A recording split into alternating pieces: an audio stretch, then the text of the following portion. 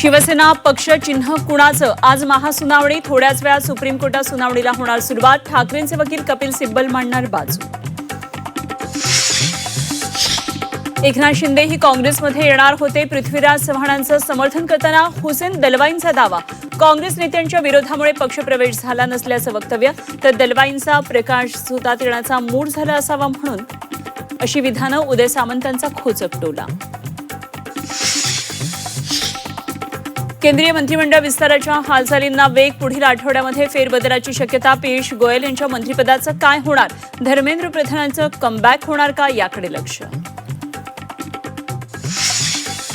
भाजपकडून विनोद तावडेंवर मोठी जबाबदारी. तावडेंची उत्तर प्रदेश विधानसभा प्रभारीपदी नियुक्ती. 2027 मध्ये उत्तर प्रदेश विधानसभा निवडणुका. प्रकाश आंबेडकरांच्या नेतृत्वात काम करण्याची इच्छा. केंद्रीय मंत्री रामदास आठवलेंचं मोठं वक्तव्य. सर्व रिपब्लिकन पक्षांचं ऐक्य व्हावं, आठवलेंची इच्छा.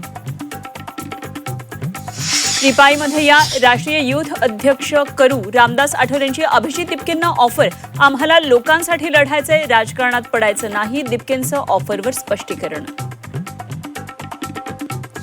शिवसेना युबीटी आमदार आदित्य ठाकरेंकडून हिंजवडी आयटी पार्कमधल्या रस्त्यांची पाहणी. चाकडनंतर हिंजवडीत वाहतूक कोंडी आणि खड्ड्यांबाबत आदित्य ठाकरेंचा नागरिकांशी संवाद. डॉक्टर नरेंद्र दाभोलकर हत्या प्रकरणातील मुख्य आरोपी सचिन अंदुरेला हायकोर्टाकडून जामीन मंजूर. तर अंदुरेला सुनावण्यात आलेल्या जन्मठेपेच्या शिक्षेलाही स्थगिती. मुंबईतील रिक्षा टॅक्सी चालकांना मराठीत बोलणं अनिवार्य. मराठी न बोलल्यास थेट कारवाई होणार. मराठी शिकण्यासाठी 1 महिन्याची नोटीस देणार.